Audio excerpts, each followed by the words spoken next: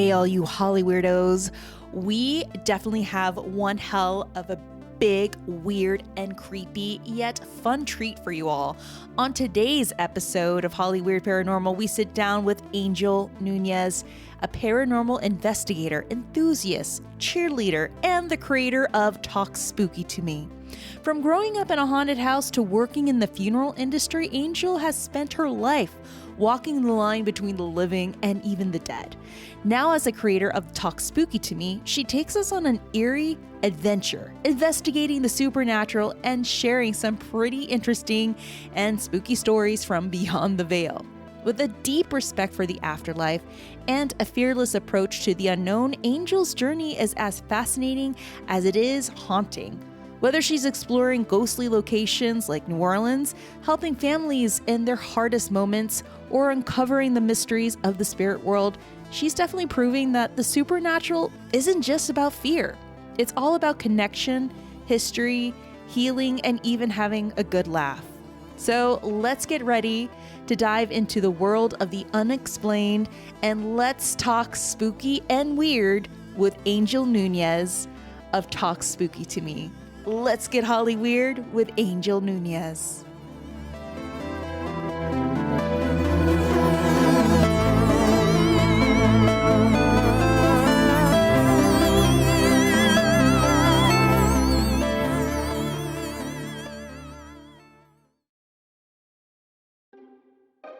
Hey friends, guess who's haunting the WindyCityParaFest this year? Yes, me, Bryce, and the rest of our paranormal friends. You've heard this announcement time and time and again if you've been following the podcast. Our friends such as Intuitive Tawny, Zachariah the Witch, our friends over at the Quite Unusual podcast, and even the What's Up Weirdo podcast. That's right, we're packing up our ghost hunting gear, our best haunted fits, and maybe a few bottles of holy water just in case to bring the spooky vibe straight to Chicago, Illinois. So when is this event? June the 13th through the 15th. Where can you get tickets and more details? At WindyCityParaFest.com. Expect ghost stories, paranormal mayhem, and all the weirdness you love with a lot of weird people. Plus, we'll be hanging out, chatting with fellow investigators, and maybe even catching some EVPs in the hallways of some of these haunted places in Chicago, because you know, Illinois is pretty haunted like a mother. If you love the unexplained, the mysterious, or you just want to see if Bryce gets possessed mid-panel, then this is the event for you. So grab your tickets, bring your spooky squad, and let's make this fest one for the ghostly history books. See you there if you dare. That's WindyCityParaFest.com. Head on over for more details and to grab your tickets. Now, let's get Hollyweird. Hey guys, welcome to another spooky and delicious episode of Hollyweird Paranormal Podcast. I'm here with my beautiful co-host, Bryce Mitchell-Williams. Yes, thank you. And we have another spooky guest. You already heard all about her in the intro. We are very, very interested in learning so much about her today. Meet Angel Nunez, who is a fast-growing paranormal investigator, researcher, enthusiast, and all-around spooky gal. Thank you. Thank you for having me on here. It is really cool to finally interact and be part of this tightly knit group here. So I'm excited. I'm excited to go back and forth and talk about all of our experiences. So yes, definitely. Yay, thank you so much. Like, would you say that this is like a sorority and Bryce is like the den mom? Yes. Good luck. I would say I very much feel like I'm part of something now. And so do we get jackets? Is it like the Pink Ladies? And do I get my name stitched on something? I don't know. You tell me. We're going to have a handshake or something. I know. Yeah. By the end of this, we'll have some cool, Yes. some sort of cheer stomp or something. Right? Yeah. Really cool. So thank you for having me. I'm excited. Thank you for being a part of our podcast. Well, looking at your bio, we have many questions. I know Bryce has many questions too. I guess we could start from the beginning. Like, tell us about your journey into the paranormal, because based on your bio, you grew up in a haunted house and you had some crazy things happen. Tell us about your experience growing up in a haunted house, and what was the scariest or most unexplainable thing that's ever happened to you in that house? Well, tale as old as time. I feel like people who love the paranormal were met with like a story that like shook them to their core that they either ran from it the rest of their lives or they went chasing after it. And that was me. I remember being really young and in this house that like was my grandpa's house. It was my nana and my grandpa, and it was her parents' house. So the house goes all the way back to like the 70s, and I'm from San Diego. So it's been in my nana's family for like a really long time. And so even her mom had stories of two little kids that played around. Yeah, I have yet to, and I think that'll probably be a video on my channel, but like dig deep into the history, because I've literally had stories of her mom who went to give all the grandkids a piece of candy, and then she goes to give that kid a candy, and where did that kid go? Like, or one of the grandkids climbs into bed, and so here, let me put the blanket up. There's no kid. So I have literally had those stories growing up be told to me. Then not too long ago, I heard her. I heard this little girl. And so that house still has so much history to it. But the story that really like shook me to my core, I was young. My siblings and I were young. I had to say like maybe around like 8. And I remember it was like a pool night. There was a pool there. There is a pool there. And so I'm like walking to the garage, which I hated to do because the garage, you know? And so I'm walking to the garage to go put my towel in. And as I'm passing the threshold of the living room, I saw a tall, dark figure sort of like walk into the wall. And I like, as I passed, I thought that had to be my grandpa's not home. But like really quick, this whole like logic has to flow through you of like, what could that have possibly been? And I turn around thinking maybe it's one of my brothers who also are very young, so not that tall. And I turn around and I see both of my brothers sitting there on the sofa. And I went straight to my mom. I went straight to my nana and I told them what I saw. And till this day, that is like a memory that sticks with me. I've not ever seen the same thing in that house, but it is like shook me to my core. I watched this thing go into the wall. And ever since then, I'm like, this house has something. Any relative that has ever gone to that house leaves with a story. It's never anything that like pushed us out, but they're very much present. And they've showed that even up until like these past like years. Like now I don't live in that same house, but my family still has that house. My parents are in that house. And so very recently I've even had stories that I've compiled, but that house has to have history. So I am very passionate, especially now in this journey, and like finding out more about, I mean, that house goes back a ways, but like the land has to have more. And I've learned that with a couple of places, like that it's really the land, the dirt, the soil that takes in a story. And so, yeah, I'm going to have to keep you guys posted on my findings because I don't know where these two little kids could have possibly come from. But I do know that for sure 2 people have passed away in the house. One of them for sure being my grandfather who passed away on hospice. And then a cousin of my nana's who passed away in the house. Could it have possibly been like his shadow in that living room? Maybe. I'm wondering too if this is like maybe your family members who have passed in that house coming back as kids. Maybe that's what, is playing off as that's a good memory. Thought. Yeah, who knows? I mean, yeah, it always goes back to the question of what is a ghost? Are we looking at them in a younger time and they're looking at us in our real time, or could it be connected to the land? What was there before the house and what happened on that land before that house was built? So there's a lot of questions. Yeah. I know so many questions. And as we search for answers, we only end up with more questions. Like, that is crazy. If I've learned anything from the paranormal, is like, there is no answer. And when you think there is, it could be this too. Like, yeah. But that's what makes it so interesting. And like, you want to keep digging for more is because, well, then there's this possibility, like, and that's the cool part. I never trust people who are like, it's this answer with like 100% certainty. I'm like, yeah. Okay, sure, but nothing is certain. Like there is no certainty. Even scientifically, we learn new things, and then it like changes our whole understanding. So it's just like there always is.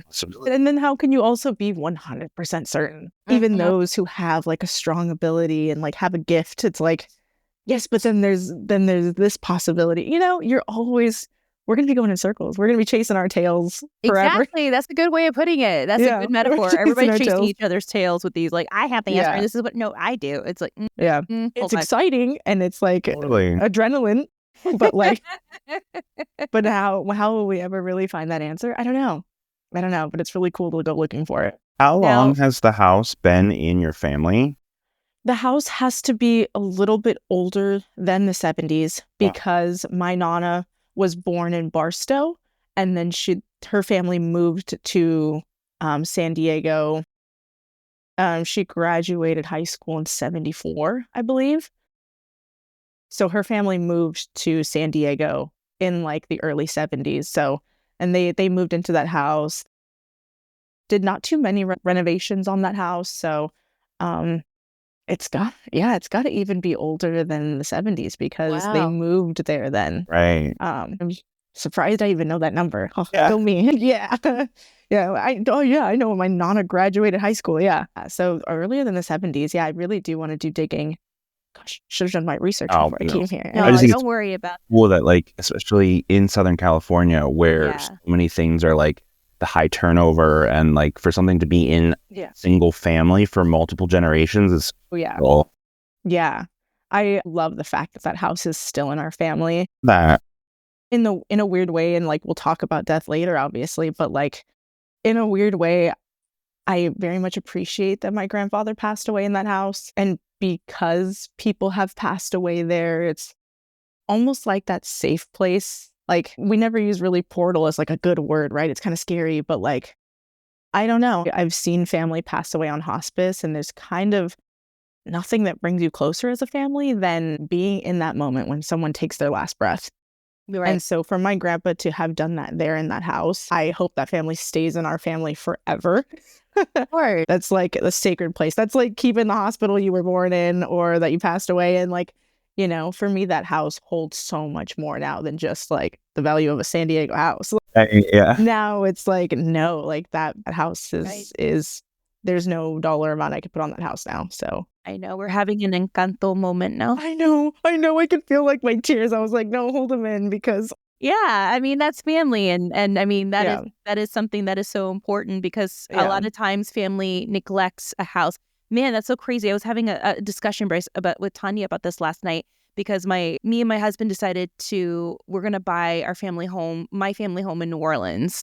Oh, that just sent chills up my body. Yeah, and I just knew growing up in that house that this was always going to be my house. And my dad offered it to my other sisters, and they didn't want it. And I'm like, no, I want it. I have plans. No. Like, I have plans for it. And oh my gosh, we're gonna work. That makes me so happy for you. Yeah, and I was telling Tanya this, and she was like, that's really good. She's like, I have I like that feeling I have right now for you buying this house. Like, you have to do it. Like, you're meant to have it.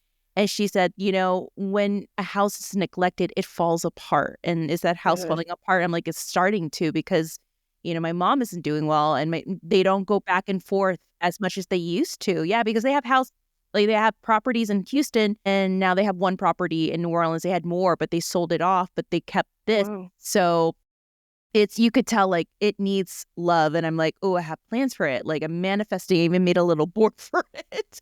Yeah, but Tanya was like, yeah, it's so true. Tanya Mercado, you guys probably have heard of her on the podcast, but she, that was something that really stuck with me. She's like, you have to put in so much time and energy and love into that house. Like, that's why it's so important. Like, in your house too, in your position, Angel, like, I'm sure, like, that house enjoys the laughter, the love, the life, and even the death that has occurred, and that is what gives that place so much life. Like, the house is alive. And if you guys were to go, it would just crumble without you, and that. Yeah. I would never forgive myself if something happened to that. And that's exactly what happened. How I feel. I 100%, like, I feel you. Like, it's every fiber of my being. Like, when you were like. And exactly what happened to you is what happened when my when my grandpa passed away. She had that moment where she was going to give it away. And then she asked all of her kids, who wants it. So it's my mom's stepmom, but I'm so incredibly close to her. And she offered it to her kids, her blood first. And you know what? All of them said no. And so when it got to, I don't know if it was like maybe fine. Looking back on it now, was it finances? Was it whatever? One of my uncles, looking back, he claims he never said it, but like the area, like, I don't know. And so my mom and dad took it. And oddly enough, I grew up on the same street my entire life. So like my grandpa's house, which I mostly grew up in when I was like little, my mom and I lived there. And then my abuelita, so my dad's parents, lived like on the same street, like 10 houses away from each other. So I literally have only known the same street my entire life. And it is, yeah, oh my God, that's what makes me so happy for you. That feeling of like knowing like destiny lined up. Everything fell into place for you to be able to take that house. Yes, and we're gonna have to go visit you. Isn't that right? Yes. Have for that house is for people to come and stay with me in this house, and for my friends and family and anyone who's a part of this sorority to come and experience this haunted city I love. Yeah, absolutely. God, New Orleans is beautiful. It really is, and I know that you visited. We're going to talk about that very soon. But I want to know like the moment that made you realize like that this is your path, like the paranormal is your path. Was that house? And then was that also the path that led you to the funeral industry? I guess we could segue into that.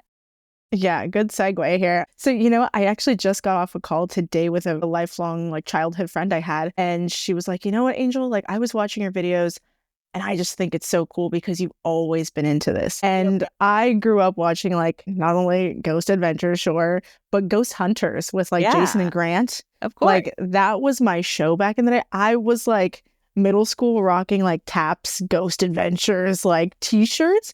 And she remembered that. And so I thought that was, she brought it up today. She was like, no, Angel, do you remember when your mom bought you like an EMF detector?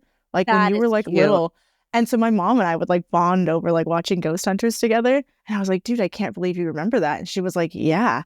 And so the like my love for the paranormal has always like gone back a long ways. But I think being that like I lost my grandpa at an early age, I lost him in 2011, time flies. Yeah. But just before I went into high school. So it was like a really crucial time in my life that I lost the closest person, like literally my everything. Yeah. And so I lost him to cancer. And so I watched him, and it's okay. Like I watched him take his last breath, and I know now how important that was for me to be there and hold his hand. And then along the way, I lost other family members, and then closer to 2020, just before that, so like 2018, 2019, my dad lost his mom, so my abuelita and my tia, like a month from each other. And so that was my closest encounter before working at the funeral home with death. I could say I probably had been to more funerals than most by the age of like 20. And so death was not, uncomfortable is probably not the right word, but death was not foreign to me, right? Death was already something I had been to funerals. Some kids don't go to funerals until someone really, really close to them passes. And I had already been to quite a few in my day. And so during 2020, when I was like looking for work again, I was actually eager to get back into like a workplace environment. I went to visit the graves of my abuelita and my tia. And it was there that I was like, wait a minute. This place is probably the only place still in full swing right now, still very much running. And you probably have to have a really good heart to work there. And I think I can do that. Wow. Yeah. I remembered the funeral attendants like at my abuelita service. I remember one of the ladies like complimenting what I was wearing. And I thought, you know what? She was really nice. Like, I should just try it. And so I did. I applied that same day. And when they called me for like an interview, I thought, oh my God, what do I do now? Like, I thought this was, first it was a joke. It's not anymore. And so once I actually did the interview and they called me back and offered me the job, I thought, oh my God, like I can't say no to this man now. And that first day, he gave me a tour of the entire place. It's a cemetery. It's like a combo location where it was mortuary and cemetery, big property. And I loved it in like the weirdest way, like in the craziest way. Like when I say we got a tour of everything, we got a tour of everything, the back, Wow. all the people in the back and some people sleeping. Yeah, I think that was like their way of testing the waters, like, can you really handle what it is that we do here? And how did you handle that? And, I know that's the real question. It took some time. Are these manic? I found myself more curious. That's what it felt like some days, because like I said, I started during 2020 and it wasn't in full COVID swing like people thought at the time that I started. I started in October which was like perfect. I started the week of Halloween there, which I never knew that was how my life was going to turn out. A lot of people in that industry actually either have family or ties to the funeral industry. Mm-hmm. I can truly say that I just went looking for it. Like, I didn't have any like people are like, oh, my family ran a funeral home. My father was a funeral service director. Like, I was just like, no, I'm just a weirdo. And I think that I could do this. And truly, it became work. I learned very quickly that work is about helping others. That work is not, you're not there because, ooh, cool, I drive a hearse, which I did. Okay. But it's not about that. Not about, yeah. No, I had someone tell me that I am like actually qualified to drive Ecto 1. And I was like, oh my God. I'm like, yes, I was like, am I really this cool? I had someone tell me that and I never forgot it. I was like, is this my biggest flex in life? Yes, it is. And it is. I honestly, for 4 or 5 years 5 years now. It's probably the coolest thing about me. The coolest thing I like to tell people is, but it all ties back to like, you go home every single day from that job feeling like you did something, like the greatest reward. Nothing compares to like helping a family through what you know is the most toughest time in their life. So I bet. Yeah. And how do you so feel? Crazy. Like, yeah. I was going to say, it's so crazy. I remember when my grandfather, when he died, I was also in high school, and thank you. It's so funny because as like a child, you don't realize how much your parents are doing to like maintain your day-to-day life. And then as you become an adult, you're like, who is doing all of this for me? Like, why is no one like cooking and doing my dishes? Like, this is crazy. Yeah. Oh my gosh. Yeah. Right. When I see like right around this time every day and I'm like, why is dinner not made? Right. It's crazy. The funeral director, who was a friend of our family, was able to like step in when my family was not able to continue the like day-to-day, like my mom and her mom were like consumed with grief and needed to focus on that. And like watching someone who could step in our family's like moment of need, I was like, these are like very good people. And again, it's like we knew him because he was like a friend of the family, but like watching him like in his element, I was like, oh, he's like on it. Like he literally like, I remember so like distinctly, he like asked my grandmother, he's like, are you ready? My grandfather had just died. And he's like, are you ready? And then like, as soon as she like took that breath and said like, okay, he took over. And then from that moment on, he was running everything so that they could focus on their grief. It was really powerful. You're like, I knew the waterworks were gonna come. I knew they were coming. Like they were gonna happen. Yeah. But exactly like what you are saying. And I feel for your family. I think that's what made me, I mean, it's so weird to like, oh, not to toot my own horn, but like, I feel like losing someone so close to me is what made me good at that job. My entire life motto when I like working there was, if you're gonna move a flower, if you're gonna like close the casket, that is the hardest part of any service. If you are going to close a casket in front of family, because that is going to be the literal last time that they will see their loved one on earth. Oh my God. You know, like saying that, it's so much more profound and like only like how do I even word it? My entire motto to anybody working there was like, how would that look in front of your own family? Yeah. If you are getting a signature from someone, if you are going to word this, if you are going to walk a flower arrangement across the room, like don't do it all janky. Like, how would you want your family sitting in those pews and to see this? How would you want that to be worded? How would you want that set up? Like anything was like, put yourself in that family's shoes. No, of course. And like, even when it happens and you lose someone. So my abuelito did pass away during my time working there. And that was truly when my family got like a full, I didn't work the service for my grandpa because I wanted to be present. But because I knew the ins and outs of moving a casket, closing a casket, locking the casket, things of that nature, they let me kind of be hands-on with my abuelito. And I was okay with that. The moment like I closed my own grandfather's casket, my mom and my dad, like who I don't think really got it, like they thought the same thing, like, cool, you work at a mortuary. It was after that they were like, it clicked. Watching me close my own grandfather's casket, like, and I do that for so many other families. It's heavy. You carry it. You carry that with you, but you know that like this family can't carry that burden right now. This family's only job right now should not be going from here to there to here to there. It's like, that's why that like hit me so hard. That, are you ready? Take a deep breath, and someone else is going to take over.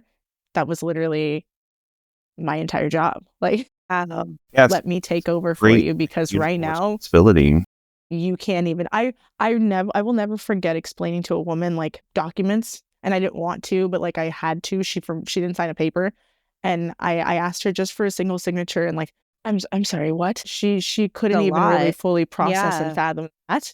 But I thought, you know what, just right here, just right on that X. And like your tone, everything is so important when it comes to that job. Like, because this woman right now can't even fathom that I need a signature from her. Like, her husband is gone, you know? So this is like minuscule in comparison. And not only that, but this is just the beginning of their journey. Like, I'm only seeing you for a second, and then you're on to the next part of your journey. This is just the beginning for them. Yeah. And it was really hard to not get like emotionally attached, which I did every single time. I mean, how can't you? I know. Because how can you not? Yeah, you spend at least 2 days with every single family, a viewing and then a service the next day. I get emotionally attached to just about everyone. Yeah. You know, it's really hard to, there are still families I wish like Merry Christmas every year. And like, hey, how are you? Because we grew that deep of a connection. I mean, I still get emotionally attached to like a Trader Joe's cashier, because they're like the ones I would in LA that I could have the longest conversation. Like, they're like, how's your day going? I'm like, thank you, Bradley. Thank you so much. I really... Bradley, is it? Yes, Bradley. Yes, Bradley. Thank you so much. You're invited to my wedding. Bradley, would you like to be a groomsman at my wedding? Someone told me, they're like, you know, they're trained to do that. I was like, not for me. Yeah, no. Someone told me that once too, and I was like, okay, no, well, maybe they're just really nice. I reject. They really care about how I'm spending my evening today by my own. So this is when they're always like, "Ooh, like this looks really good." You're like, "I'm really good at shopping." Like, yeah, I know that out myself. On that note, yeah. On that butternut squash spread, they're like, "Oh, you're a little naughty." I'm like, "Yes, I am." Yeah. That's gonna Thank you. Some watercress crisps. Yes. Yeah, you know what? Trader Joe's is the best example, because they are good. Yeah, they are. They're good at that. Oh my God. Yeah, literally me you talking about your experiences in the funeral industry, like, it reminds me of the show 6 Feet Under. Have you seen that show? I love that show. I have. Probably one of the best season finales I've ever seen. If you guys don't know what I'm talking about, you guys have to. I don't know if you could find it on Hulu or it's on TV, HBO. but you guys have to God, watch. where did I watch it?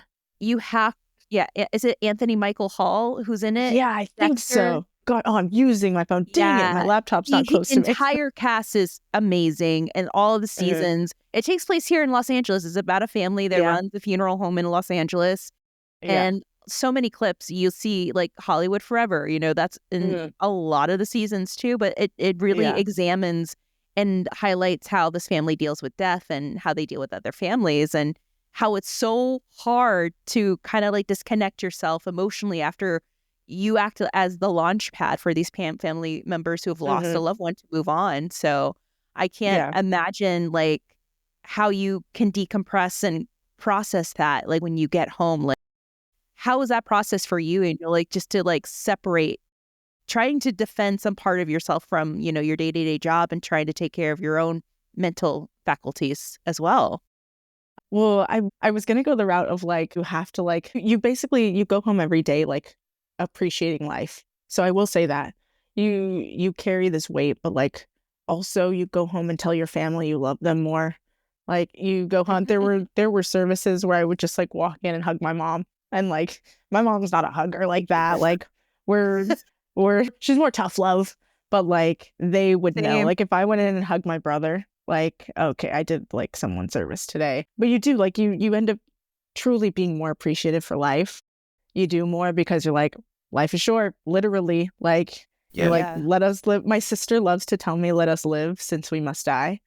Like, I think it's like, c'est la vie, c'est l'amour. right? I think it's like that. Let us live since we must die. And my sister is like, we got to get that tattoo together. She's like 16, by the way. That. But she gets it. Like, she knows she is a big rock for me. Shout out to my sister, Darla. Hey, Darla. She is a big rock for me. But I was going to say, you have to have like those rocks in life where like you lean on somebody. My boyfriend is a pretty good rock. We met in the funeral industry. And so he works the cemetery and does cemetery sales. But it's weird. Oddly enough, you see that there are a lot of like couples paired up. So I've always said that there should be like an office, like the office show of the mortuary. That would and be maybe a really maybe we collaborate and we do that, because I've always said that there needs to be, because I kind of feel like the only people that really get it are the people that see it and work there and do it. Because you come home carrying the weight of like, I remember, and story time, I remember one of the services that made me feel like I cannot do this anymore. This is my last day. I'm turning it all in. I always said I didn't know how I would do, because I'm the oldest of 6 kids, how I would do with a child. And I vocalized that. I verbalized it in the beginning. And this story isn't about like a young child, but it is about a family who they had a family of 5, I believe. And 3 of the daughters went on a trip to like another state. They were driving a road trip and all 3 of them passed away in a car accident. Oh my God. And for that service, we shut the place down. The cemetery was closed that day. We had to use 3 hearses. In that specific scenario, they could not have a viewing for the family. So the family really didn't even get that entire closure. And it was hard. It was hard to watch. Yeah, I'm like, I hope I'm not getting too deep on here. I'm just like venting now. I'm just pouring. No. You know what? This one actually has a little bit of a happy ending, because I'll tell a second story that is in relation. I walked away from that service watching a mother cry for her 3 daughters, 2 siblings that were left of this family, like cry for their sisters. It was really hard. And so at that point, I was already really seasoned as a service director. And so I drove one of the hearses. And at the time I was 26. I was 25. And the young lady I drove was 25. We were the same age. And then there was a younger sister and an older sister. And I was always one that like talked to them.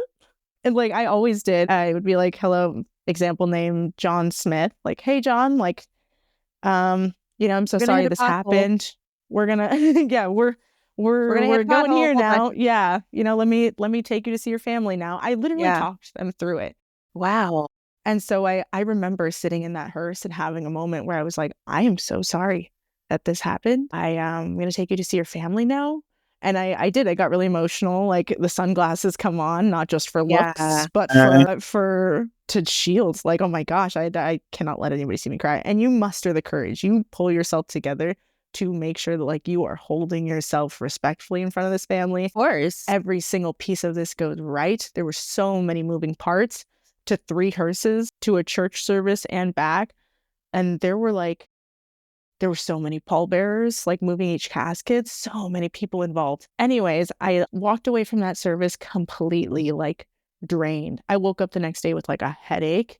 I felt so heavy. Like I knew I was going to go in that day and like quit. Like I wasn't going to do it anymore. Like this was too much. And I didn't. I get there, I get the next family, and I read the paperwork and I'm like, this family needs me. And so I stayed. It's like, I'm on to the next, because that's really what it is like. And so this last trip I took to New Orleans, I took with a friend, Amanda Ray. She's a medium. I don't know if anybody has seen her, but Miss Amanda Ray, she's been with like Sam and Colby, with the guys on YouTube. And so she is really, really gifted from what I've learned. And so we're sitting at dinner and they're talking to me, like her and Olivia, the medium. So like the both of them are there, just really awesome when they work together. It's like watching them put a puzzle together that you cannot see. Oh. And so they're talking to me about like the funeral home, and they ask like, what is one of like the hardest services? And as I'm like starting to get into it, she was like, hang on, were they 3 sisters? And I was like, yep. And I started talking about how it was like a family, and I made it really like, I started to preface, and she was like, the three of them are here with you now. Man. And they are like, they're standing right behind you.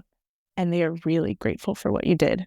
And I have like full body chills right now, but like I feel my eyes glossing. Like to hear them say that, like it's still so profound to hear a lot of the things that they've told me. But to hear them, they had done like a small reading for me when I first showed up to Louisiana. And so I believed with every part of my being that when she told me that those three sisters were grateful for what I did, remembered me, and were there to see how much effort I put in for their family. Yeah. I lost it at that table sitting in New Orleans. I couldn't even tell you what bar we were at, but I just like was crying. Like everybody cries, they laugh, they sing. I mean, they're like, wow, she's really, she's really drunk. She's getting it all out. Yeah, they're like, oh my God. The boyfriend broke up with her. That's beautiful. Okay. No. But that is so profound. I mean, it was insane. Do you feel like a part of it? It's like they connected with you, not because of how like you treated and took care of their family, but they're like, hey, she could have been our friend. Like, yes, could have been our friend. Maybe, literally. Yeah, they felt that. I felt that with every bone in my body. Yes. Oh my gosh. Yeah. And so when the moment they said that, I mean, like and they got into like even names. They didn't tell me exact names, but like initials. Wow. And so I was like I don't know. I was weighing heavy in that in that New Orleans bar. Yeah. That then told me any service that I've ever done that's really stuck with me or didn't, like those souls and the spirit. And those are the questions. Those are the questions I want. When I get to the gates of heaven, when I get to the pearly gates, like, are there going to be like 300 people, over 300 people waiting there for me? Like, right? Am I going to like embrace and say, there was always a pastor that said like, I might not see you at the gates of heaven, but there's going to be a cafeteria in heaven. And when we're there, I'm going to see you from across the hall and we're going to go running. You're that pastor guy that did my service and we're going to hug. He always said that. And I thought, you know what? I really hope that each one of these people that I did a service for remember me in like some weird way. Yes. And after she told me that, I was like, they do. They hear the work we do. They know. I believe that 100%. I've talked to hospice nurses too that, I mean, they like you have, had their cards read or they visited a medium and the medium brings up people that they've helped, these nurses have helped cross over. And they're like, how would you know that? And by the name, the look, the stature, and like, they could feel what this patient went through. So you really do question, what happens to ourselves. Like, do we go into infinity after we die? Do we go to the next life? What happens? Do we go through, my favorite scenario that I've been told, like you go through a life review and then you decide whether or not you want to go into infinity or you want to go into the next life. So yeah, it is. Next laugh. Isn't that ironic? Like, it probably is the next laugh. Like, the next laugh. Ha, ha, go into the life. I'm laughing here. I'm laughing. The next life. But that is, because that was another question I was going to ask. So, like, what was that one, service that we were make or like, break? Gosh, yeah. I can't even imagine. Sorry, I jumped the gun, but No. Do you think people's biggest misconception is about, working in a mortuary or the funeral industry that you've come across time and time again? Like, if I had $1 for every freaking time I've been told this or asked this. Have you ever slept in a coffin? You know what? I had a Mexican family once that like they were heart set on like, I need you to open that casket. Because it was the following day, like, I need you to open that casket because I don't know what you did with them. Like, and they were like a Mexican family. And Hispanics they were like in Mexico. Hispanics. Yeah. I can tell you some family members that have done that. Yes. They were like in Mexico. And I'm like, man, we're in Los Estados Unidos. Like, no one is switching out your loved one. I don't know what to do with them. It's expensive to die in California. Okay. I don't know what I would do with your loved one. And then I'm like, okay, like the black market and things like that. Like, I could see why she thought maybe like I'm swapping out your loved one for a mannequin. Like, I don't know. But you get some crazy things, some crazy peeps. But like at the end of the day, right? I'm like, I have to stay calm. Yeah. Let me stay calm for you, ma'am. And no, I ultimately for that family, I did end up like, okay, take a peek because he's there. I promise you. But like, you know what? I hate to get sappy, but actually, there's two. There's two that I've always heard, and one is a little more empowering. If I had $1 for every time someone said, like, I don't know how you do this, I could never. Like, literally that exact phrase. Like, I don't mean to get sappy again, but, like, that exact phrase is, I don't know how you do it. I could never. Like, seriously, every single service, someone told me that. And oddly enough, that's the phrase that would probably make me the most money. Because it's true. So many people left. But also, I don't think people understand how heavily dominated the funeral industry is in women. Really? No one knows that. I love that. It's seriously. And I think if we all just closed our eyes and pictured what your typical a hearse pulls up and someone hops out, like, what do you think of? Think of a man in a suit with some glasses. There's like an older man. He's a little slow, actually. And that is people's stereotypical idea of a funeral worker. And so when I would pull up and hop out of a hearse, and I literally had a family once say, like, okay, well, who's going to be helping us? I said, me, bitch. I was like, who do you think, sir? Sir. Me. I'm gonna do it, and I'm gonna do it in heels if that's okay. I loved wearing heels. And nothing was more empowering than getting out of a hearse and knowing like I was going to do this service flawlessly for your family, and by the end of it, you're not even gonna wonder why it was made to begin with. You're just gonna be like, wow. And honestly, I had, unfortunately, repeat families, like families that had services not far from one another, and I would get like special requested to like do family services again because I left an impact on them. But that's seriously beautiful. Out of the location that I work at, out of 50 something associates, like 50 associates, 35 of them were women. Wow. Yes, we love that. And that's so because true. The heavier side of the men that are there were like grounds crew members, like maintaining the cemetery grounds is the only reason, probably because I like I said, my boyfriend works there, and so he does like cemetery side, and there are a few men trickled in on that side, but he's one of the few men that actually do that job at that location, because the rest is heavily dominated by women. That's amazing. And I'm that so was happy like to hear that. I know, for any location, and for the most part, like a lot of young women. So they're really taking over, and I could see why. You know, so compassionate and empathetic, but also they're just really good at their jobs. They are. We're built differently, and people do need to change that stigma of like, as I'm saying, men are good at their jobs. Hey, and my boyfriend knocks over the light. Wow. Yeah, men know what they're doing. Yeah, sure. He walks out. Case in point. Case in point, I would have never at a funeral. He walked out. He's like, I would for a second to grab his keys. It's like, and knocks that's over you the light. running into the coffin and knocking down. This is where, imagine that was someone's loved one you just knocked Imagine. over. Exactly. Literally. But that is we met doing that job. That's so true, because on TikTok I follow a lot of like morticians and people that work in the industry, and a lot of them are women. They are.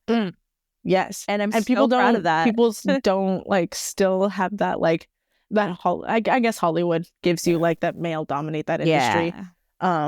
But wrong though, okay? It's mostly women. Like, and I loved proving people right. Like, okay, you know what, we trust you. And I did everything flawlessly, and you know, I could walk away saying that I did it in heels and a nice long black coat. I love it. And it felt great. That nothing is like driving a hearse down the street with like a full body casket in it, and like people just like yeah. Nothing beat that feeling. It just felt really good to like beat the odds, and I don't know, be empowering. Yeah, hell yeah. Go women. women in the funeral and mortician industry. Yeah, in the death care industry. Yeah, exactly. No, seriously. Mm-hmm.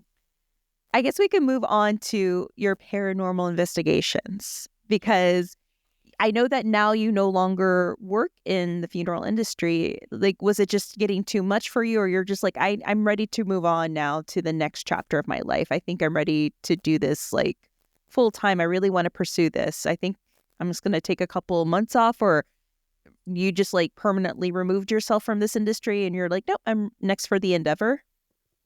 You know, I had always wanted to pursue like my social media career, like YouTube and things like that. I'm really creative in the aspect that I like editing. So in my last like short time working at the mortuary, I stepped into a different role where I was actually helping with like community relations. Yeah. And I thought that was going to be like a good move for me. So I stopped doing so heavy on like the actual face-to-face with family. And I am grateful in one aspect. Dia de los Muertos is actually the most important holiday to me. Like, absolutely. So I know it's like my favorite thing ever. And I almost wore my Coco shirt and I didn't bring it. But I will say I'm grateful that in my like final time there, they let me put together a huge Dia de los Muertos event in the cemetery. But that's still like, that wasn't as fulfilling as that was, and it like filled me with joy and pride. I could walk away from that and say that I did it. I feel like if that job taught me anything, it was like, I have to live for myself and I have to live now because life is short. And what are they going to put up on my video slideshow? I hope it's my YouTube videos, because, you know, that's what I want to pursue. And I told myself, and it was so sad to walk away. So right now I see it as like a break from the industry. But it impacted me so much. I know that job will always be there. Yeah. You know, that specific service director job where you are guiding families through that will always be there, and at any location at that. So I just know that this right now is like my time to like live for myself and try to do cool things like this. Like, when else would I have time if I wasn't like, you know, driving around a hearse and pushing around a casket? I needed to give myself like some time. So it was really hard to make that decision, but I had already sort of taken a step back and took on a different role. And then when I was like, you know what, I really loved this aspect of it, but I've already stepped out of it, so I might as well just come back and like put a pin in that. Yeah. And so I know that job will always be there. And I encourage people to like, if they're ever thinking about that part of the industry, try it, please. I always said, like, I think everyone should be able to have like a field trip, a day where they can like step at undercover boss it, like, and try it, because it will change your life. But I know that job will always be there. So right now I am taking like a step in this direction where I can be creative still. I think that job really like brought my life together in a weird way. Like, I always knew I had an interest in this realm, but I never really acted on it. And I was like, you know what? I love spooky stuff and I love to talk about it. And I love when people like, they're like, oh, you work at a mortuary? Let me tell you my crazy story. Like, you'll believe me. Like, I am here now to like affirm that like I have now seen like all sides of death, except the other side. And no one knows for sure.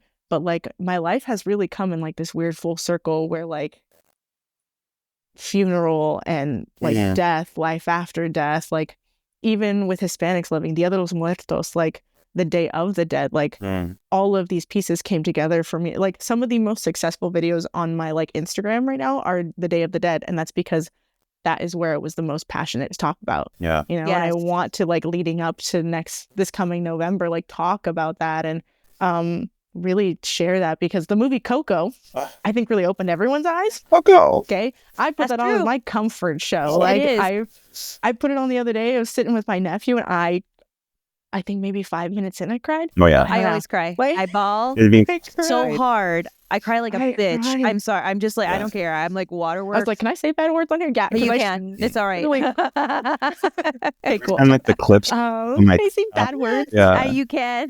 Because oh my gosh, no, I cry, and that's where I feel like my world just like all came together. Is like, wow, I'm passionate about end of life.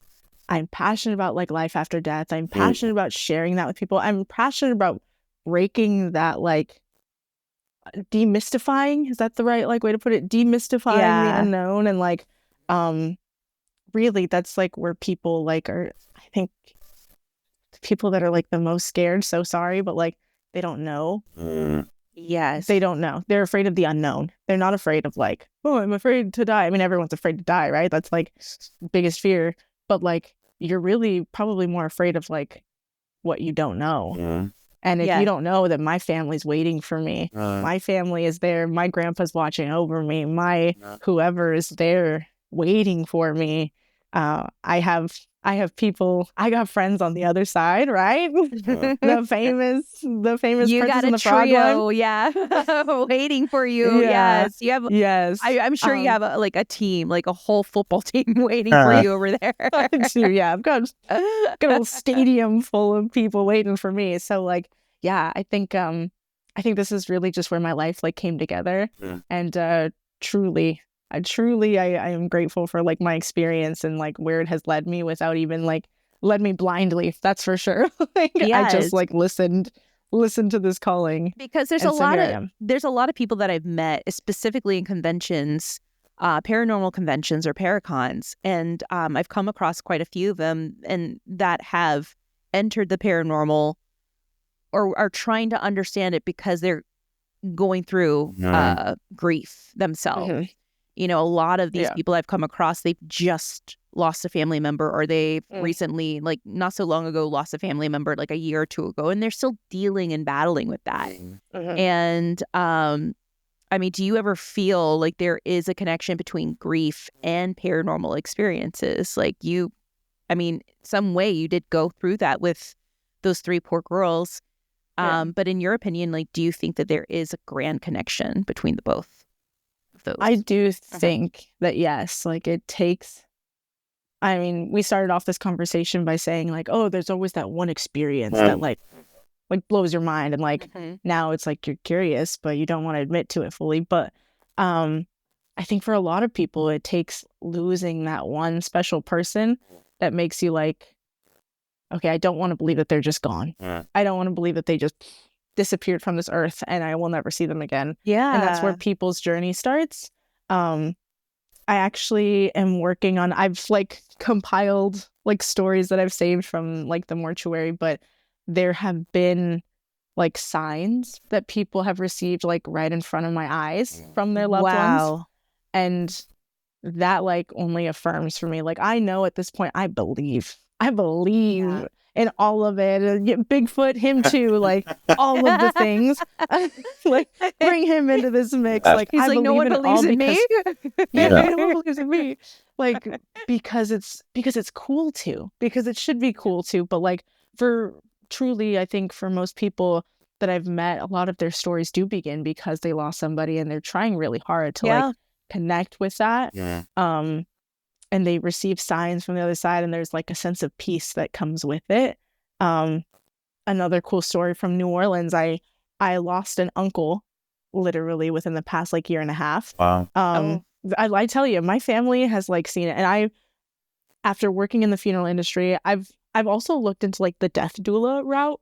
Oh wow. Yeah, birth doula. They got one for the other side too. Right. Okay, and it's like death doula. Death doula, Yeah. And so I've looked into it like myself now, because my uncle passed away on hospice, and I was there with him to take his last breath. And even in that moment, I knew I needed to be there to kind of talk him through it, like to talk through, like narrate what was happening. Like his eyes were closed. So I'm like, Nana's in the room, she's crying, but it's okay. Like, like talk him through everything. And that's really where I found like close connection. There's nothing that really made me feel like connected to another side more than a loved one taking their last breath. Yeah. Wow. And like really being in that, like now where'd he go? Like now where is he? And so I didn't tell when I went to New Orleans, it was literally lined up with the about the time that I was leaving the mortuary. Oh, wow. I wasn't sure if it was the right decision for me. And I thought, I really do love this job. And so I did. I decided that I would be leaving the mortuary, but I went on this trip. And when I landed in New Orleans, it was really late. And these two mediums are already waiting for me. They're kind of filming their own stuff. And so it's literally past midnight, 1 a.m. And so I get to the hotel room. They're kind of talking. They finished up what they were doing, and they're now we're all sitting there and they're on their laptops. And Olivia, the medium, she kind of just leans back and she goes, Angel, are you open to a reading? I was like, yeah, actually, I'm here with you guys. I believe and trust everything that you do.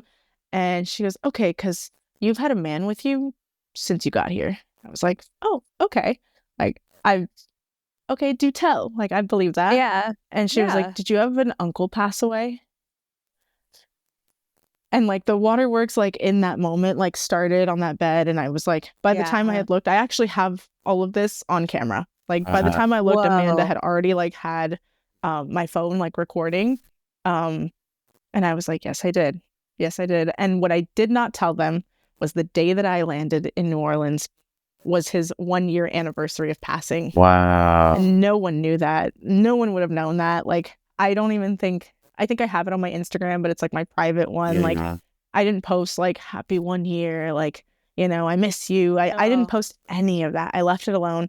And I get there and she's like, you've had someone with you since you got here. Wow. So she goes on to tell me that my uncle had something to say to my mom. And at that point, she was really picking up personality. Truly, I brought up the fact that I was talking to my uncle on his deathbed, and that, I had said, I told him he was a double amputee from diabetes. And so I told him that he was going to be okay. And I promised him it would be okay, because I knew it would. I believe in all of this. And I promised him it would be okay. I told him he would have legs again. I told him he could walk.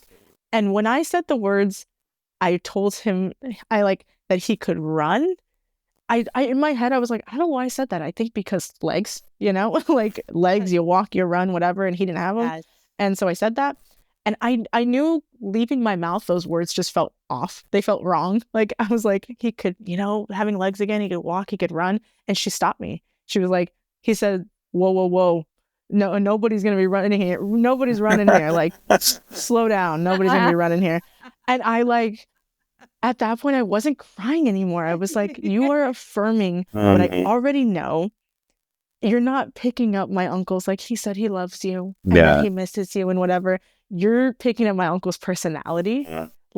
He's the kind that would literally be like, whoa, whoa, whoa. Oh, he said, whoa, whoa, whoa, let's not get crazy now. Nobody's going to be running. And that's what she told me. And I was like, I don't even know why I said running. I just said it because legs. I told him he would have legs again and he could walk. And I just said run because, I don't know, I'm talking to you guys. And, I just said it. And he goes, whoa, whoa, whoa. No one's going to be running. Hilarious. And, that conversation went on for, a little bit. But it was just, I think that's what everybody, can end up ultimately chasing is, that they want to believe that their loved one is okay.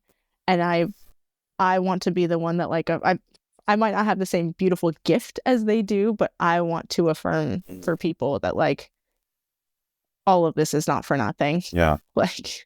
Literally all of this. And at the end of your life, really, what story do you have to tell? That's the most important thing is what will someone go up there and say about you at your funeral? What will the pictures in the slideshow be? Because we don't think about that day to day, but it's important. Yeah. And I heard a quote by Jim Carrey, and it stays with me forever, but the most valuable currency there is the effect you have on others. Yeah. Yes. And 100%. that is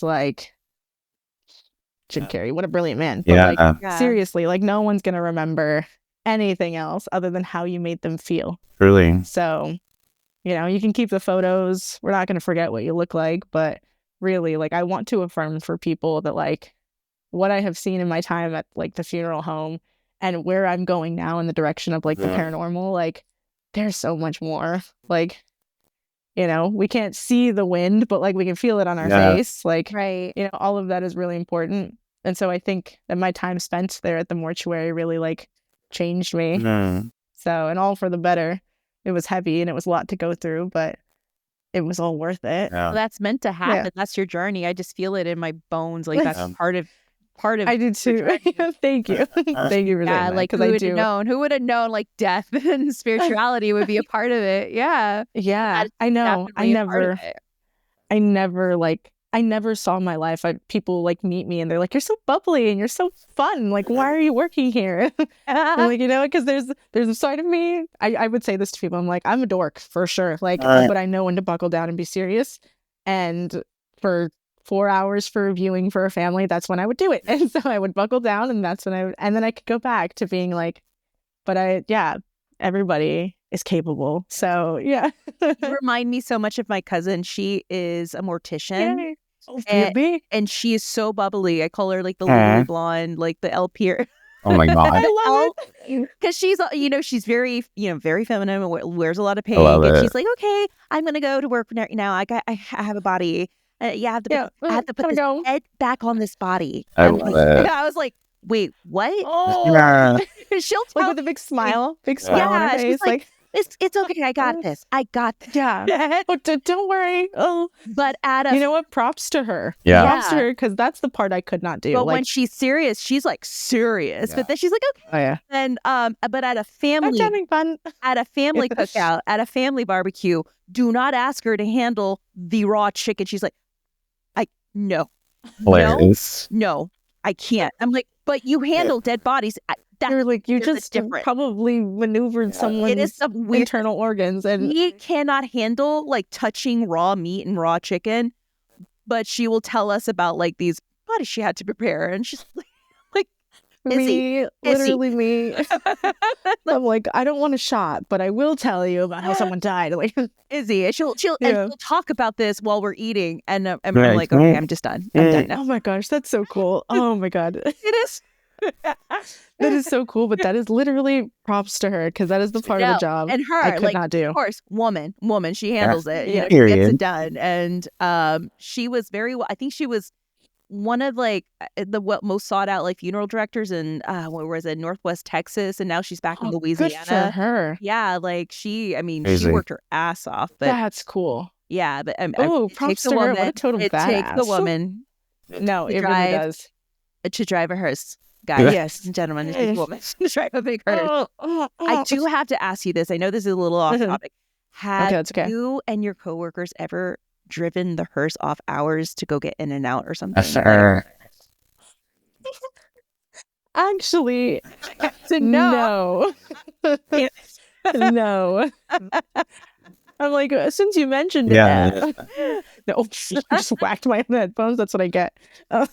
For life. No, actually, but there was a story that was told. Like, I think they struck so much fear into us because they did tell a story about how. So usually hearses, if they're part of like a company, like an actual funeral home, they have the name. The nameplate is like screwed into the sides. And so there was somebody once that drove it through a McDonald's close to where the mortuary was. And they didn't take off the nameplate. Oh my God. Rule number 1, take the nameplate off. Okay, if you're working at a funeral, take the nameplate off. And so they did not. And someone saw that, called the funeral home, and was like, I just saw your hearse going through a drive-through. And that person was, they were fired. But they were like, that's immediate termination. Yeah. I mean, there were times where like I'd have to do a long drive. I've had to do like LA drives. Oh wow. Where's the furthest I've been? From like San Diego, I've had to drive. There was a location that was like past like Six Flags. I had to drive that person like all the way over there just for like a burial. And it took me like 20 minutes to like for them to lower the casket, and I left. But at that point I was like hungry. So I did I mean, you do find ways, like you park the car really far, you don't take it. But I think they struck so much fear into us that that I was like, oh my God, I could never like. That's hilarious. But if you did have to, there are ways. You gotta do what you gotta do. Take the nameplate off. I'm making a note of this just in case. Literally, because people drive hearses, like people buy them. You know, so once you take that that big old eyesore off, which is the name of the mortuary you work for, off of the side of that window, you're good. Yeah. They had nice ones too, and I think that's why I was like so fearful. There's some that are really they had nice. like the nicer, newer Cadillacs. Yeah. Oh yeah. Oh my God. And this one had like the pretty sparkly, twinkly lights. Like, Ooh. so you'd flip the switch. It was like driving a spaceship. Like, you don't need any special licensing. Floating. Also, in case anyone yeah. was wondering, that's people's number one question too. Is like, do you need a special license to drive a hearse? No. No, I had a friend in high school that drove one. Like, Really? He bought it on auction. That's like kind of one of my goals now. Is like, I always thought to myself, if I was going to open like a mortuary, it was going to be like themed. Like each room was going to be like Beetlejuice themed and like sparkly glitter themed. And I mean, it would work. You know how like the nice like the G-Wagons and the Maybachs have like the stars on the I want that. It would work. I wanted one with like purple flames. Cool, right? I would do like it. Deck it out like a lowrider. And this is like what my funeral home would be. Like, you'd be coming to my funeral home because you were okay. Like, you wanted a show. Yeah. That is my dream. So ultimately, you want to be. If I've ever made it in life, it's because I started my own funeral home, and Heck yeah, I think you have a plan right there. I think I do. I think I'm onto something. I think you. Yeah. I think it would work. It would definitely work out. Just like I would always picture like someone opening up a funeral home for pets.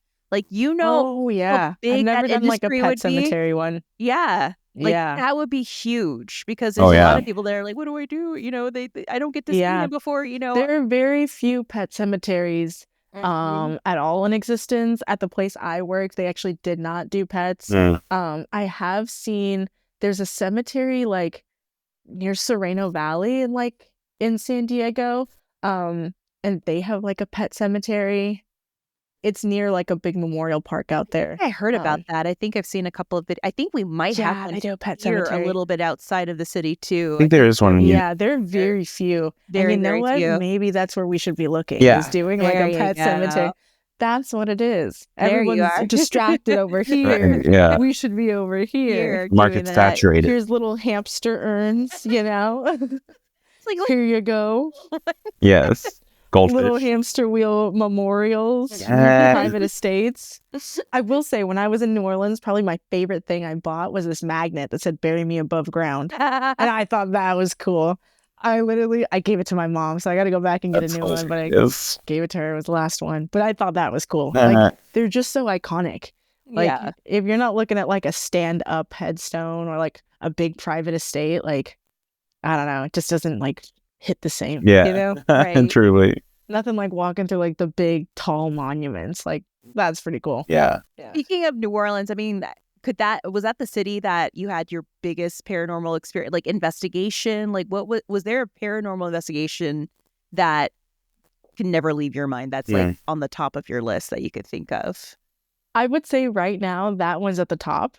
Really, where in New Orleans did you investigate it? We stayed this is why. This is why, because we did not go there with the intent to investigate it. Like, so Amanda and Liv were out there to film sort of like an Amazon movie. It's called Beyond. And so if you look up like Beyond Amanda Ray, like that's the movie that they did. It's like a smaller like film.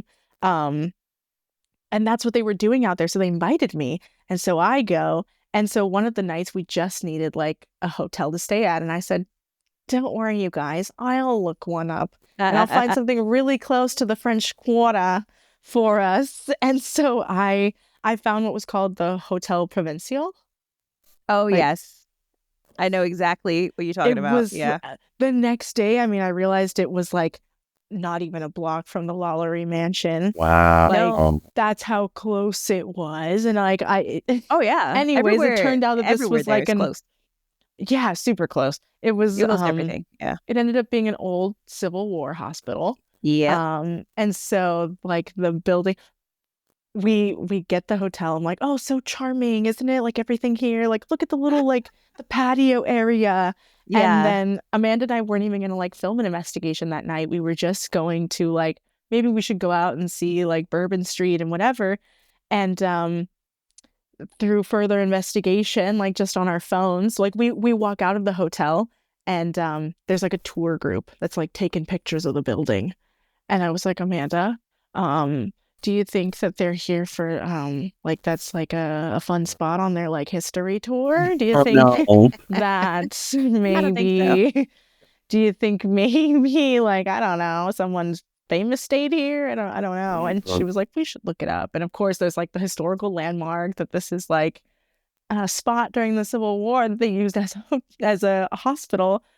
And yeah, we ended up like, I was like, but this part is like so nice. Like they didn't have an elevator. That should have been red flag number 1. Oh yeah. And so finally we walked to like the back parking lot, and there's like this tall standing building, and like we go in there and it's like super eerie, super quiet. Wow. Like I told her if we would have booked this hotel and not gotten the renovated part up front, and we got stuck in this one in the back, I would have left you here. I would have gone. I would have left you here. Oh yeah, I know what you're talking about. So it was like that. We finally like walked to the back. I'm like, what do you mean? Like this whole place was a hospital? Like I guess like And then we walked to the back, and I'm looking at this big building. It goes 5 stories up with these long windows. Oh yeah.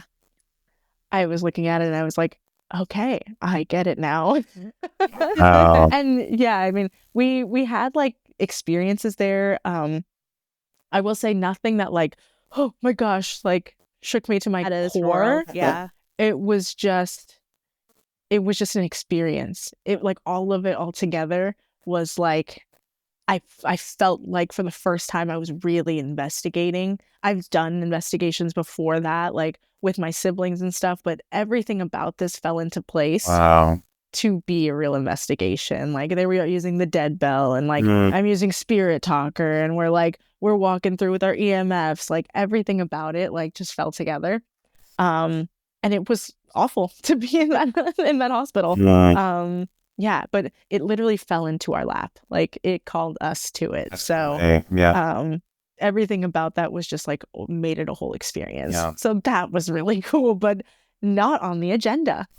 Certainly not on the agenda. Happens. That always happens. Yeah. Lord knows whatever you're going to walk into in the French Quarter, of course. Yeah. I've been very familiar with that hotel. We've had luncheons there after christenings, and oh yeah. I know that building that you're talking about. The restaurant was called like Toast. The restaurant that was like attached to it, like Toast or something. It's very tiny. It was so good. Yeah. It was very tiny. Mm-hmm. But the back, like they were like, oh, it's like connected to the hotel, like to the hospital part. Yeah. Like is a door there. And like we ended up coming to like a side entrance because like I don't think anybody's really staying in that hospital part. Like, but we spent time in there, and like, oh man, it's seriously like going back to like our childhood homes. It's like if those walls could talk. Oh yeah, like they'll tell you millions of stories. Civil War, especially. And I see old red brick, and I'm like, that place. I think I said it in my last like little like Instagram reel. I was like, when I see red brick, it's like that place has got to be haunted. Yes. Yeah. The moment I see like old brick put together, I'm like, nothing's holding more stories than that building right there. Yeah. And New Orleans is filled with that. So 100%. Really awesome. Definitely gonna have to go visit you. Yes, that's what I go every year. I go like once or twice, sometimes 3 times a year, because I have family there still. And I mean, I'm going back there next summer, plus to see the house and everything. So there's a lot of things. Pretty soon you're gonna be spending a lot of time there. So that's so cool. That is really cool. Well, we're getting closer to time. I guess the last question I have, I don't know if Bryce, if you have any other ones, but I mean, that's been great. What is your like dream location? And finally, where do you see yourself in the next like 5 to 10 years? Gosh, a dream location to investigate. Like what it would be like creme de la creme of all locations. You'd be like, I would literally die, no pun intended, die if I were supposed to investigate here. You know what feels so silly is like a lot of the ones that I really want to visit are the ones that like investigators like all across the board have already like done. So they don't sound as profound when you say them, like everyone's been to Waverly Hills Sanatorium, like everyone's been to the Winchester like mystery house, but I want to go to those places. Like right now for me, I'm such a baby in this, like in the paranormal realm. All of it is like so intriguing to me. I will say I started my Instagram talking about like celebrities' final resting places. I have to get back into that. Like that's really where I started and what I want to get back into. And for me, I do have a dream location on that, and that is visiting Princess Diana. Ooh, that's and her final resting place. Yeah, that's a good one. Yeah, I feel that is a like really good one. I feel deeply connected to her and Anthropol. She's in the UK, obviously, and she has like her own little like island that she's on. Like you can't walk up to her grave. She herself is on this little island. There's like a monument there for people to visit. But I've always, I mean, don't we all love like Princess Diana? But I was born August 31st, 1997. Whoa. Princess Diana died August 31st, 1997. Yeah. And so little things in my life have always sort of lined up. When I was really little, I really like admired like that blue stone with the little like diamonds all around it. And then later on in life, I learned that that was like her engagement ring. That blue sapphire. Is it sapphire? Yeah. Yeah, I like loved that. I literally had my nonna buy me little replicas when I was little. And then when I had like my sweet 16, I bought this crown. And it was on sale. Like my godmother bought it for me. I chose it. It had like these pretty little swirls that went out. And I like saw a picture later in life that Princess Diana's like the Spencer tiara that she like wears at her wedding is like, it was like almost a replica of it. And so like all these little things have like added up in my life that I'm like, I have to go see her. Like I have to go visit Princess Diana and I have to go like leave her flowers. I don't know what I have to do to get there, but like, but I definitely, and if I take an Ovilus with me, if I take Spirit Talker with me while I'm there, like I just have to go see her. Yeah. I know with that every bone in my body. In the Harrods store, because my mom and I love Princess Di. And we went to the UK. This is a long time ago. We went to London. We went to Harrods because you can see, I think, what was her fiance's name? Was it Al-Fayed? The Al-Fayed's like left. Yeah. The fiance that she had. Yeah, because he owns Harrods. He left like the glass that she drank out of the night. Yeah, because it's on display. It's in Harrods. I don't know if it's still there, but I remember seeing it. Really? It's like the wine Googling glass. that immediately. Adding that to my notes. It's the wine glass that she last drank out of. It has her lipstick on it. Wow. And it also has her engagement ring, when she was supposed to marry him. Like that was the ring that, he had given her. It's all on display, supposedly in Harrods there. I don't know if it's still there. I think it is. Diana's class. This is just what I wrote. I'll remember. But I remember, it was all. Oh my gosh. I mean, God, we visited that place, I want to say almost like 8 years after her passing, and it was still there. So I don't know if it is. Wow. Anybody from the UK listening? Oh my God, I hope so. Please I hope confirm it wasn't one of those things that you like but sell I in know auction. My mom wanted to go there for like just to see that, just to see those two items, and it's so like it. I mean, just those two little items, like to see her lipstick on the glass was just that's crazy in itself. Yeah, it was very beautiful, very very beautiful. And oh my gosh, I want to go. I'm about to that's how I'm going to spend my evening now after this. Is like looking at one of my favorite videos ever is her like they're like interviewing Prince Charles and like she's looking down and she's wearing this like black hat, and then finally like the cameras go off like crazy and like Prince Charles was like, what happened? She lifted her head. Like, that was it. Like literally like all she does is like lift her head up and like cameras flash like crazy. If you have never seen that video, look it up. I've seen it. Oh my gosh. And it like, I don't know, it brings chills. Yeah. That brings chills to my body. Just for literally like people just wanted like a look at her. Like she was that profound. Yeah. I don't know. I love her. So she's amazing. What is the final question is where do you see yourself in like 5 to 10 years, like in your journey? I forgot. I digress. Oh my gosh, tangent. Where do I see myself? I'm really loving YouTube for the entire aspect of like those are your own episodes. Yeah. Like you are your own show. Yes. You don't need the whole Ghost Adventures team production to like put on your own investigation. And I really want to give myself that full chance to like make productions for myself. One of my deeper passions as well, besides death, has also been like filming and editing. I never went to school for it, but like now it is something that I do get paid for to do. Like that is like now one of my jobs is like to help people with like social media.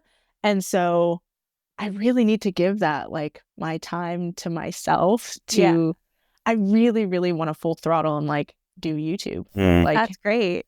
And I think nowadays, like that would sound so silly, but like nowadays people are literally making it their whole lives. There are other girlies out there that are like making a name for themselves. And I'm like, I like to yap. I could yap all day. I've been yapping with you guys for like an hour, like for over an hour. Like I could do this. So I do want to give myself like that chance because life is short. And if anything, I do see the realm of like actually filming like a real production.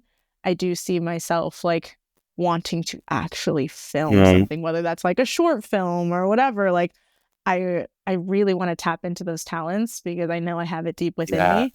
I'm not afraid to like be in front of a camera or behind one. Like, so I really want to give myself that chance. Like this is the era of like taking chances on myself and like giving myself the time to do it because YouTube is the perfect platform. Because I mean, paranormal television is dead. I hate to say that. Like if people out there that are, you know, in this for that reason, I will tell you that talking to a lot of reality show producers, it's dead. It really is. And, you know, when I was shooting an episode with Ghost Adventures and I was talking to one of their producers. And they're like, we're very grateful that we still are writing this ship. But we don't know if the ship is docked, you know, next week or next month. At any point, Yeah, because, I mean, one of the producers told me, like, look what happened with Sesame Street. That could happen to us. Like, Sesame Street was on there for 50 years. And he's like, you know, we're going to be on this until, you know, we're ready to stop. And even in Canada, they're big on, like, productions with the paranormal. And it's kind of dying out there, too. And everybody is like Destination Fear. They moved everything to YouTube because that is only their Project Fear now, right? Project Fear. I love those guys. Project Fear. That's what they're doing now. And I met them in person once. They're really tall. They're very really tall. They're very sweet. They're so objects in camera might be larger than they appear. Those guys are tall. Period. Yes. They really, they're like Goliaths. I'm like, hi, I'm looking up. Beanstalk lowriders right here. I'm like, cruising. I know. Me right now. Like, I love those guys. But that's great. I think fill your haunted cup with some haunted content and put it out there on YouTube. Wait, before we go, the last thing you guys posted, I have a question now. The last thing you guys posted, I think on Instagram, I saw like a snippet of like a reel. And Bryce, you were saying something about like, oh, if we could get Bryce to like even power walk through a cemetery. I want to know. What am I missing? Like, do you not want to walk through a cemetery? Because I want to be there when you do. No, I would. I have. Okay. And you're like, I would just fall asleep. I think you said something like that. And I was no. At night. I was like, do we have a thing about cemeteries? No. Because no. I'll convince you. No, because they're peaceful. We've actually been to a couple that are like so beautiful. And my favorite park growing up with my grandmother, we would like feed the ducks was a cemetery. So no, I don't. Really? At night, I probably will fall asleep. That's fair. Yeah. Like, oh. We've done cemetery tours. We've done cemetery tours before 6. We visited Marilyn Monroe before 6. Oh, yeah. I'm a grandma. What about after dark? So after dark is the issue. After dark is the issue. You know who I want to see too is, sorry, I keep like going on and on. No. Frank Sinatra. I feel like Palm Springs. Palm Springs is one of those like places where I feel like deeply drawn to. That has a lot of history. It's just old Hollywood, like that has a lot of history deep. And a couple of haunts too. There's a couple of Frank Sinatra, the Rat Pack, Elvis, like all of them. Marilyn Monroe, obviously. Like I don't know. They let me know if you guys go there. Okay? Definitely. Especially if you do another cemetery tour, you're coming along with it. Yeah, please. I want to see Bryce power walk. Yeah, that's right. At like 5:59. That's right. Yeah. Well, like, oh, it's getting kind of dark. Well, real quickly, Angel, before we sign off, where can people find you? Where can they stalk you and follow your journey and your adventures? You can stalk me at Talk Spooky to me on Instagram and on YouTube at Angel Nunez Official, because I'm just so official now in life. And those are the places you can hang out with me and learn more. We can talk more in depth about this journey, but I definitely will come back on and talk more about this, because we could talk forever about life and death. Absolutely. I love that. And your journeys are really fun. Like, I see you in your investigations. You're not serious. You're having fun and you're laughing. You have to. And then there are times where, this is a little serious. Okay, guys. It literally exactly what I said about like the funerals. Like, I'm a dork and I'm a goofball. I will fully own up to that. But I do know when to buckle down. Yeah, you have. It's very brief. Very brief, but it happens. And so true to me. So thank you. I appreciate it. No, thank you, Angel, for being a part of the podcast. And thank you for having me. We're going to be following you more in your journey, and we'll definitely have you on like an investigation or an adventure. We definitely want to tag along, or you tag along with us. Like, thanks, guys. We're going to make it happen.